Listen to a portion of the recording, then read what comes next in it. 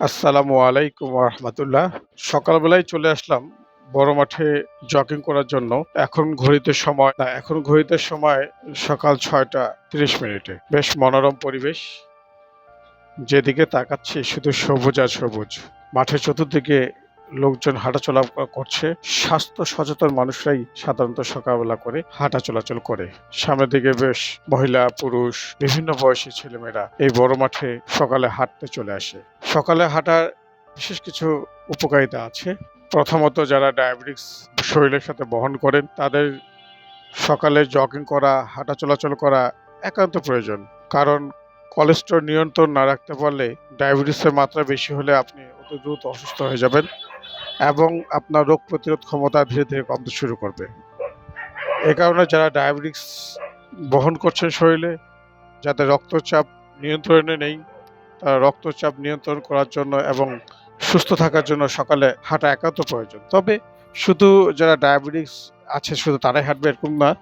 Diabetes হওয়ার আগেই আপনাকে হাঁটতে হবে। আপনার শরীর ঠিক রাখার জন্য আপনাকে হাঁটতে হবে, আপনার সুস্থ থাকার জন্য আপনাকে হাঁটতে হবে। আমরা মনে করি যারা ডায়াবেটিস বহন করে শরীরে তারাই শুধু হাঁটবেন, না। একটা সুস্থ মানুষকে সুস্থ থাকার জন্য প্রতিদিন কমপক্ষে 40 মিনিট তাকে হাঁটা চলাচল করতে হবে। সামনে দেখেন সবুজের সমাহার। আর এই রাস্তাটা বড় মাঠ থেকে সোজা চলে গেছে এই যে শিশু পার্কের দিকে। সামনে শিশু পার্ক, বৃক্ষ মেলা আমাদের হয়ে গেল কদিন আগে। আর এই যে দেখছেন রাস্তা আশেপাশে ময়লা আবর্জনা ফেলে রেখেছে বিভিন্ন জায়গায়। এগুলো পরিষ্কার করার দায়িত্ব আমাদের সবার। শুধু সিটি কর্পোরেশনের উপরে বা পৌরসভার উপরে দায়ভার দিলে হলে হবে না। দেখেন মাঠে বিভিন্ন ফেরিওয়ালারা বসে, এখানে বিভিন্ন কেনাবেচা হয়, খাওয়া দাওয়া, স্ট্রিট ফুড ফাস্ট ফুডগুলো বেচা কেনা হয়। এদের বিভিন্ন কাগজ প্লাস্টিক বিভিন্ন পড়ে থাকে, এগুলো আমাদেরকে প্রতিনিয়ত আমাদেরকে এগুলো পরিষ্কার করে রাখা উচিত। কারণ আমরা এগুলো নোংরা করছি পরিবেশ, আমাদেরকে এগুলো পরিষ্কার রাখা করতে হবে।